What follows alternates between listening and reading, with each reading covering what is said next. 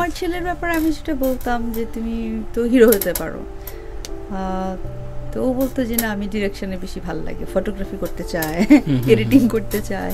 তো ওকে আমার ওই এডিটিং প্যানেল এনে দিতে হতো, ক্যামেরা দিতে হতো কিনে, তো এগুলো নিয়ে ও সবসময় চর্চা করতো পড়াশোনার পাশাপাশি। তারপর ইউটিউবে দেখতাম টিউটোরিয়ালগুলো, খুব মন দিয়ে সে সারাদিন শুনতো, একের পর এক টিউটোরিয়াল শুনতো, দেখতো, ওটা এক্সপেরিমেন্ট করতো, করে আবার জমা দিত ইউটিউবে। তো এই জিনিসগুলো দেখতাম ওর ভিতরে খুব বেশি ছিল।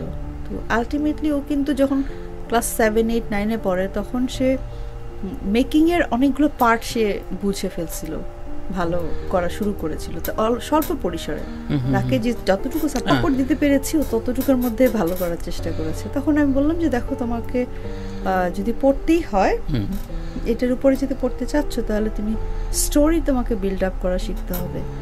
তুমি তো এখন স্টোরি বিল্ড আপ করা বোঝো না, তো তোমাকে বাঙালির স্টোরি বুঝতে হবে, নাহলে তুমি বাংলাদেশের ছবি বানাতে পারবে না।